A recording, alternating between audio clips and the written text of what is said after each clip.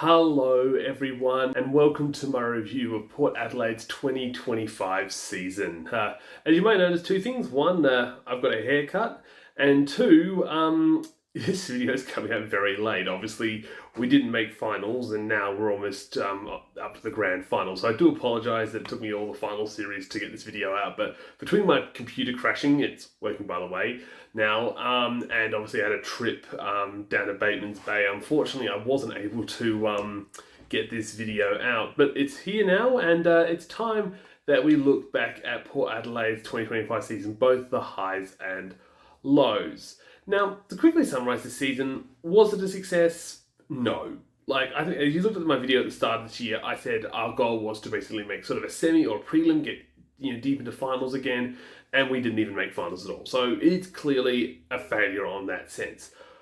But it's not a total write-off. If I would look at the men's season this year, I would say, yeah, that absolute fail across the board. But this season, the women's season, I don't think should be given that sort of level of scorn, as I think there's a lot of positives to take away from it. But before then, let's have a look at how the season went. And we start with the off-season. Port's off-season saw a lot of the club's old guard leave in the forms of Ange Foley and Oliver Levicki being probably two of the most high-profile, but we also had, I think it was Hannah Dunn and some other key figures from our first few years. It was doing a lot of the cleaning out of the senior list, and it did leave me a little bit concerned that we were going to be a lot more reliant on the young brigade than I think previous seasons had seen. And as much as, I think I liked players, I love players like Matilda Schultz and Abby Dowrick, I was always a bit concerned that they're still growing as players, and I was a little worried about how their maturity would come out in this season. But regardless, alongside with the old guard leaving, we obviously had to bring in some new players, and the most notable one was the trade-in of Ella Heads from Sydney for our defence, which I think was a pretty easy switch out. So Ange Foley was going out in the defence, and now Ella Heads was coming in. On the other hand, Oliver Levicki was a bit more of an interesting replacement. So to replace her, we sort of looked at our draftees. So Port Adelaide picked up, I think, 5 draftees in the form of Lily Patterson, Jasmine Evans, Gemma Whitting-Charity, Chloe Gaunt, and Jasmine Sowden. I'll talk a bit more about how these draftees went later on in this video, but to finally talk about our list changes, we also have to talk about the big one being Captain Janelle Cuthbertson, passing on the number 1 jumper to Justine Mills-Robinson, who, at the end of the day, basically had been our captain for all of last year, with obviously Cuthbertson being out with an ACL. So it was quite an easy handover. It almost felt like nothing had really changed because, again, Mills-Robinson had basically been the de facto captain for most of last year. But regardless, jumping ahead a few months, we get to Port's pre-season, and Port had 2 games in the pre-season, the first being a trial match against Adelaide, and then a pre-season match against Collingwood. And to a lot of our surprise, we actually won the practice match against the Crows. Now, obviously, it was a practice match, but it was generally nice to get it in, because I think that was the same day that Port Adelaide got absolutely belted by the Crows in the men's showdown. So it was nice to at least beat them in one format or the other. Unfortunately, a lot of that positivity around the Crows win would unfortunately be met by a really scrappy loss to Collingwood in the pre-season. It definitely got me a lot of concern. I was unable to watch this because I think I was in Geelong at the time watching the men's get destroyed by Geelong. But looking back on it, it was definitely really annoying that we just could not convert goals, and again, the Pies would eventually run us out. And to make matters worse, as I was going back to the airport that day, I ran into the Pies players just coming in from Adelaide. So it's just the fun. But ignoring all that, we obviously have to talk about the actual season, with our first round being against Fremantle at home, where I feel like a lot of the problems with that Collingwood game came to rear their head. It's once again Port just... If there's anything about this game, it's the game we just could not kick a goal for the life. I think Mills-Robinson had 2 pretty amazing goals. And then obviously Pope had that pretty cool goal in the 4th quarter, but that was it. And Freo eventually got 3 late goals to pretty comfortably beat us. If there were some positives from the game, obviously we got to see Jazz Sowden make her debut, which was surprising because she was the 5th player we chose in the draft. It was quite a late draft, but it was really impressive that she was able to work up the tier list and overtake her earlier draft picks. But besides for her, we also obviously had Matilda Schultz, who basically didn't look like she'd lost a beat since her Rising Star winning year last year. But while it was nice to see both Souden and Schultz come up, we unfortunately also had to deal with the issue of having both Emily Borg and Piper Window both being taken out with injury, with obviously Window being taken out for, I think it was something like 5 to 6 weeks. She was out for quite a while with a very bad ankle injury. But regardless, we obviously had to go into the next round, which was North Melbourne at Arden Street, a game the less I want to talk about because there's really nothing we could get from this game. Obviously, it was nice to see Houghton get 2 goals, our only 2 goals, and there was obviously some good moments. Obviously, I think Lily Patterson made a debut in this game and had some moments, and I think so did Chloe Gaunt, not so much unfortunately for her. But yeah, really, we just got smashed by North Melbourne for the 5th time. I'm really hoping we don't get fixtured against next year. There's a good chance we might not, so fingers crossed. But regardless, we obviously went into round 3, thanks to that smashing by North Melbourne, in last place. So there was definitely a bunch of uneasiness in the group. We hadn't really seen the team really start to take on form. Thankfully, a lot of our concern was relieved really early on when Port Adelaide got 4 goals in the first quarter after not kicking 4 goals in either of the last 2 games. And then we went on to kick 4 more goals in every quarter and break the AFLW scoring record for less than 24 hours before North Melbourne bet us. But regardless of that, it was obviously really nice to see, I think obviously we got to see players like Chloe Gaunt kick her first goal, but then we also had Schultz kick 4 goals. We had, I think, Schultz kick a career best 4 goals. Gemma Houghton kick 4 goals, and then we also had the start of Indy Tarhow's reign up forwards when she got 3 goals. What we didn't know right then is that was just the tip of the iceberg of what she was going to do. But regardless, a big 100-point win quickly boosted our stocks, and I think we went from 18th place to 14th or something. We started shooting up the ladder, and there's definitely a lot of hope coming back that after a rough start, we were back in shape. Unfortunately, we were about to face our round 4 clash against the Eagles. Yeah, so the next few rounds would be the era I'd like to call the fluctuating performances, where we sort of won a game, lost a game, and obviously that would start with our loss against the Eagles, a game which we went into the first quarter, I think having 3 goals to nothing on the Eagles, and it looked like we were actually doing a pretty good job, but obviously the Eagles got a late goal in that first quarter and then slowly began to turn up the pressure on us. To finally that 4th quarter where it just looked like the Eagles just ran completely over the top of us. Unfortunately, not the only game this year where we were completely run over the top of in the 4th quarter. But regardless, yeah, it was just a disappointing game. I was hoping we'd gotten better than the Eagles based on how we dealt with them last year. But suffice to say, I was not looking very forward to our Melbourne game in round 5.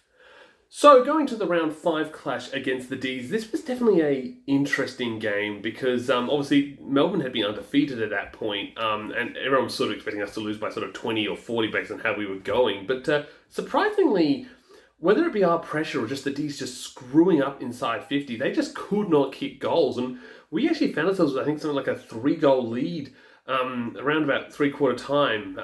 Unfortunately, once again, the 4th quarters came back to haunt us as Melbourne really started just dominating that quarter, and we thankfully were able to hold on to just beat them and hand the D's their first loss of the year, which also, since we'd never actually played the D's before, means we have a 1-0 record against them. I think they're one of the few teams we actually haven't lost to, which is surprising based on where they finished this year.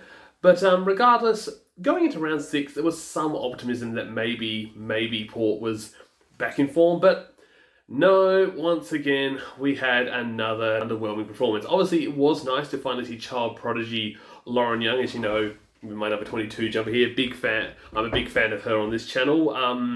And we were supposed to also get Janelle Cuthbertson back after recovering from ACL, but literally the day after she was cleared to go, she did an ACL again. And I'll talk a bit more about Janelle Cuthbertson later, but suffice to say, just real sad end of the series. She is such a great player. She did not deserve her footy career to go out like this, but unfortunately it's the brutal reality of some football careers. But talking more about the game instead of that, yeah, it's just another disappointing point. The Cats just completely outdid us in the midfield, and again, if they kicked straight, it would have probably bet us by a lot more. But suffice to say, we actually were leading well into the fourth quarter based on just being able to kick straighter than them until that that horrible umpire call of a deliberate behind that the AFL's admitted was wrong. And to be honest, the thing is we missed the finals by one game basically meant that this umpire is the reason we're not playing finals. So, how did it go? So, yeah, like a game we probably should have lost by a lot more. Instead, went down to a controversial finish. But regardless, at least we showed some fight in that game. And there was a general hope that when round 7 came, we were going to finally bounce back. And let's talk about round 7. I know I skipped over it in my round review earlier this year, but I need to. Obviously, I was at that game. So I had gone down to Melbourne to watch the games played in Melbourne during grand final weekend, and it was really exciting to see Port Adelaide in person for the first time this year. But what I didn't want to see was Port Adelaide have the biggest crash out in AFLW history, allowing the Saints to kick 6 goals to nothing in the fourth quarter to run over the top of us. And basically, it was then that our season died. I know we obviously had a comeback, which we'll talk about in a bit, but our season died that day. And while it's possible that that game is what kicked us into second gear, I really hope, we'll talk about it later, I really hope this is the lowest point I ever have to experience with this club for at least a decade, because this was one of the worst games I've ever seen. But at least there was a chance to come back, because we obviously had our round 8 clash against the Bulldogs. Obviously, it was my birthday clash, because obviously October the 4th, it was my 30th. So, going to Alberton that day, I was definitely not as excited as I was to watch the St Kilda game, because I didn't know where we were going. And obviously, the Dogs had just absolutely smashed the Pies the week before. So, going into this game, I was definitely very nervous. And the start of the game definitely, I think, showed our players being quite shell-shocked after what happened last week. We were really sloppy and bad. But thankfully, we came to our senses. Obviously, we got some goals later on, including Lauren Young getting her first ever goal. And it was just so nice that we were actually able to finally, start locking as a team. And I think, we kept talking about, is this the moment we locked as a team? This was probably the moment we locked as a team, as we just really run over the top of the Dogs, who, by the way, only lost hardly lost any games after losing to us. So they were actually, I think, a much tougher opponent than we might have initially thought based on their early form in the year. So to defeat an informed Bulldogs team was definitely no easy feat. And thankfully, we now had 3 wins going into the last stretch.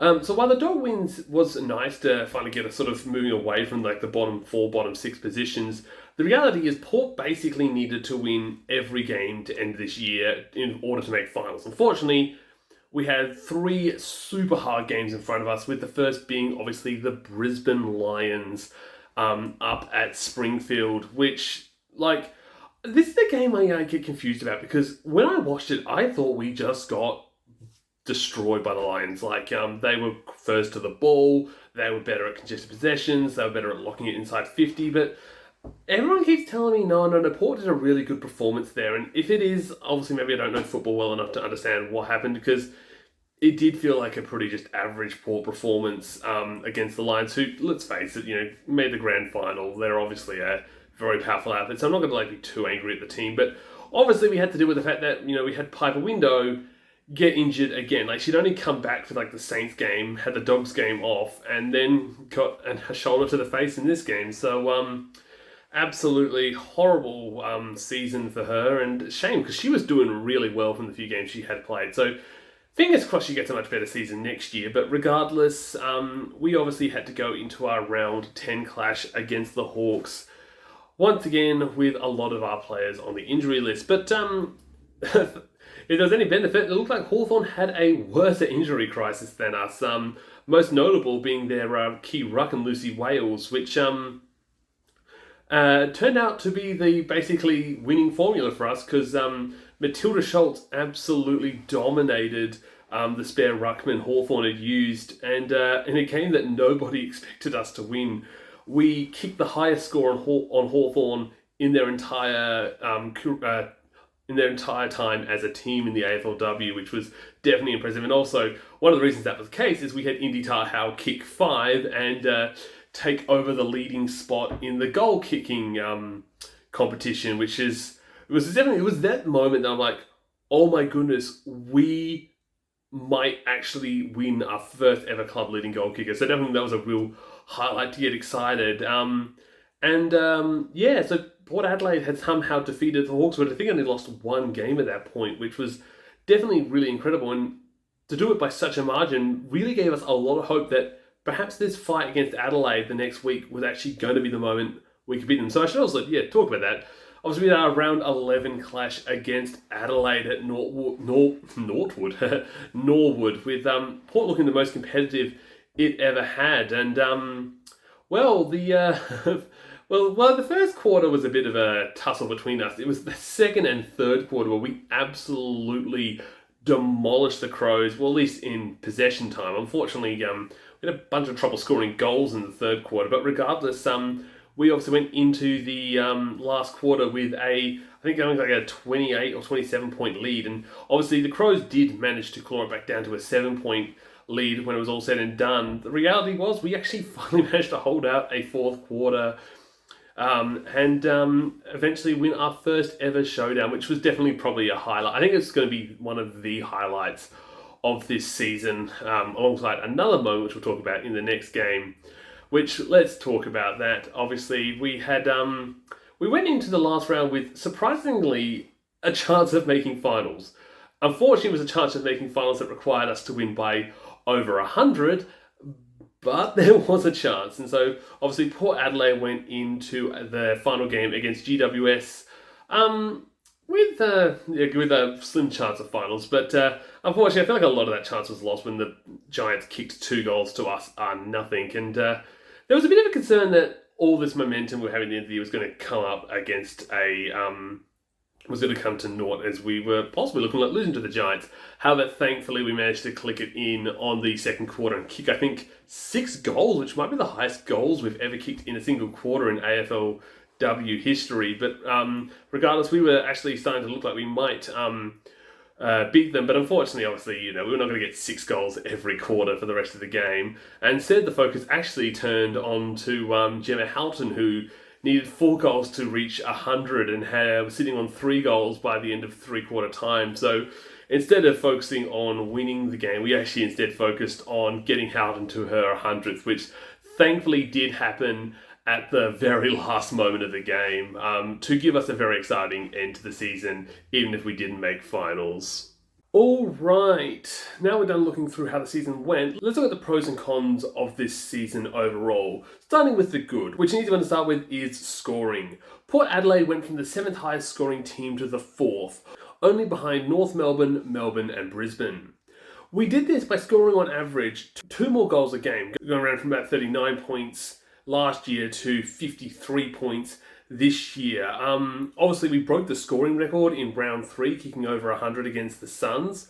And also, that 90-point smashing against the Hawks.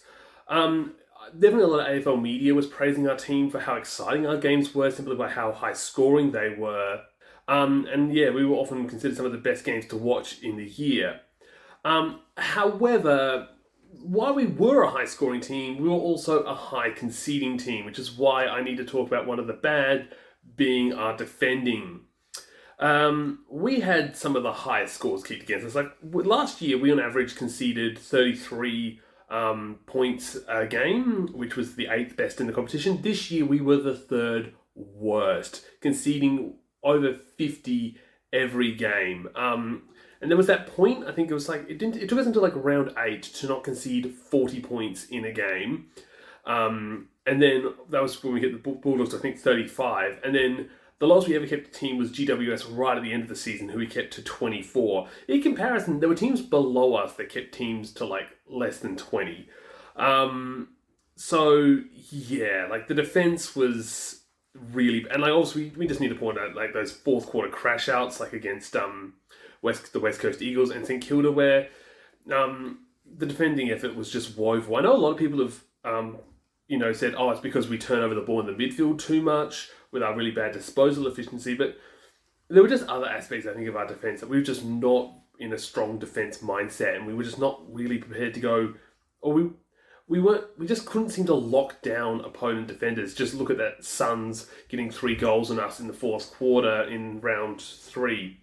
But regardless, trying to get on to some more positive stuff, a good definitely was beating top teams. Port's record against the 7 of the 8 finalists that we played was 3 wins and 4 losses, with 2 of those wins actually being against top 4 teams in Melbourne and Hawthorn. Compare this to last year, where we didn't actually beat a single finalist team until we actually got into the finals. So it definitely showed a much stronger performance from the team in the fixtures. We weren't just beating up on the weak teams. However, speaking about those weaker teams, we need to talk about the inconsistency. While it was amazing to beat teams like Melbourne and Hawthorn, we also need to face the fact that we lost to teams like Fremantle and Geelong, who both finished below us on the ladder. And we also need to look at the fact that we almost lost to teams like the Bulldogs and also gave the Suns their second highest score of the year. So, and it's definitely through a lot of those fourth quarter fade outs, which really cost us at least 2 games, which would, had we won those, made finals. Beginning on to another good, I had to talk about the superstars emerging. Obviously, last year I was disappointed that we didn't have anyone make the All-Australian team. However, this year, we've thankfully got 3 people nominated and 2 people made the team. Those being Indy Tahoe in the forwards and Matilda Schultz on the interchange bench. She should have been the primary ruck. But regardless, congratulations to them, and unfortunately, Gemma Houghton wasn't quite able to make the forwards, even though she was the second highest goal scorer of the year. But regardless of the All-Australian selections, we also had to talk, we had some of our other talent really show some potential. Sinead Goody took it to another level this year, so did Molly Brooksby, and Piper Window was showing a lot of promise, just unfortunately wasn't able to play many of the games. Which, speaking about that, we should talk about another bad this year. Something not really in the team's control, but it was the injuries. While Port's injury crisis wasn't, I think, as bad as other teams or even our men's this year, we did lose some really key talent, most notably being Julia Teakle and Caitlin Wedland in our forwards. Probably one of the reasons why we couldn't seem to kick goals until we got Indy Tahoe down there. We also had the loss of Janelle Cuthbertson, who I think was a real senior figure that our defence was lacking. And when you look at how many goals we conceded, you can possibly look to the lack of a figure like her being in the defence to rally the troops per se.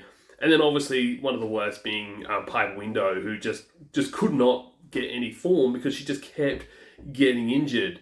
And then add on, we also had, I think, one game where Abby Dowrick was out, and Emily Borg also got knocked out in one round. And we also had to point out to Lauren Young, who I was really hoping would be able to play all season, but in reality, she only got sort of 4 trial games, which she showed a lot of potential, but yeah, hopefully we'll see more of her do a full season next year.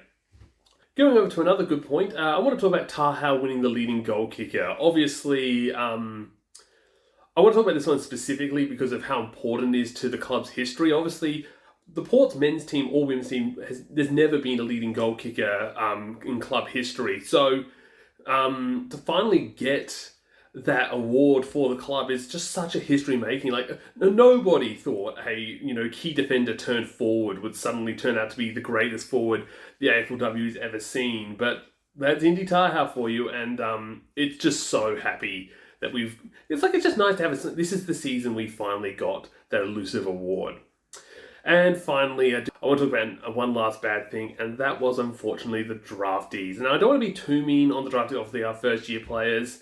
But obviously, it was kind of disappointing to see picks like our first pick in Lily Patterson showed slight promise in 2 games, but really not have that huge of an impact. Same sort of with pick 33, Jasmine Evans. Also didn't really have a huge impact in games. In fact, when it comes to impact, arguably more of it was coming from our late picks with Chloe Gawn at pick 46 and Jasmine Sowden, who, as you watched my video last time, was the winner of our Rising Star. She was pick 52.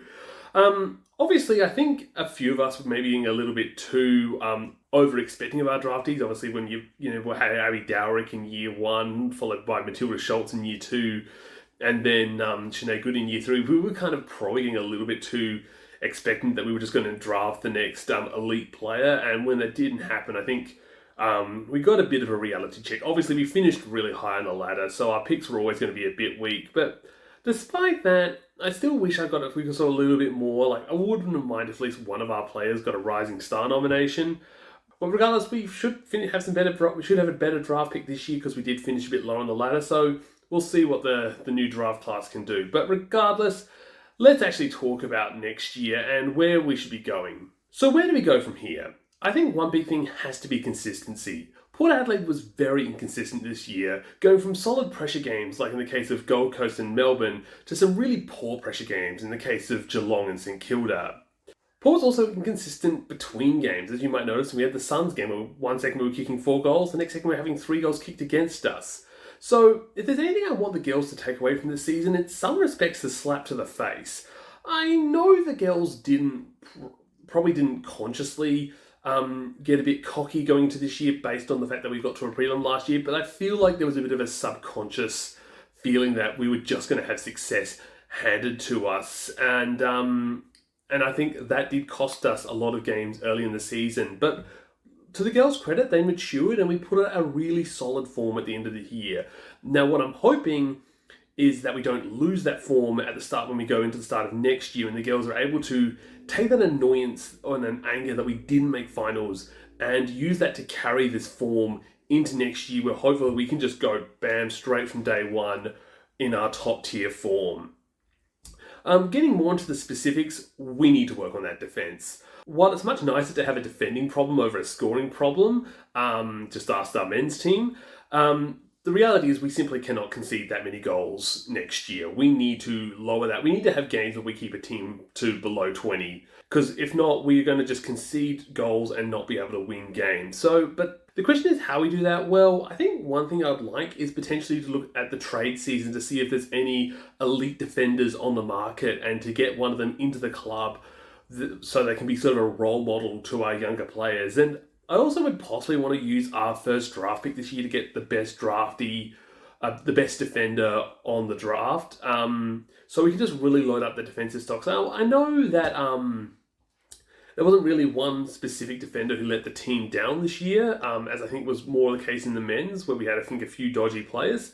It felt like it was more of a team effort, which makes me wonder whether or not we also need to look at our coaching in the defence, whether or not we need to shake up those roles as well, although I don't think I've heard any rumblings that there's going to be any changing of the coaching, but maybe it could be a switch around of the coaches to put someone else in the defence to try and really get that synergy together with the defenders so that they can actually shut down, because we had good defence last year. I want to see that more this year. I want to see that more that defence from last year next year. We also need to talk about that sort of kick it forwards at all cost mentality. While it did serve us well in 24, and in some respects served us well here in season 25, it needs to be done thoughtfully. There was a lot of times we just kicked it forwards into a pack of opposition players and caused a turnover. And so I think we need to look at ways of trying to hold onto the ball a bit longer, think through where we're kicking, and make sure those disposals are effective. And I think we saw a lot of that at the end of the year. We weren't just, dump kicking the ball forwards and actually thinking through where we were kicking. Obviously, I'm not entirely sure if we should be looking at those switches, because every time we tried to switch the ball this year, it was a disaster. So I do think we want to focus on that sort of kick it forward mentality, just to do it with a bit more, just doing it a bit more methodically. So if the end of this year is anything to look at, we should hopefully be in a positive position going into next year. Obviously, finishing where we did on the ladder, we should have a much easier fixture, which hopefully doesn't contain all the top end teams with none of the bottom end teams. And I'm feeling pretty confident that we can make finals next year. And in fact, I'm actually feeling almost confident that based on the team's form, we could possibly finish as high as the top 4, which it's actually probably got to be my goal next year, is for us to finish top 4. But I guess until then, we're going to have to get through the draft and trade periods first. So be sure to stay around, because I will have one more video looking at who we picked up. But until then, let's go Power!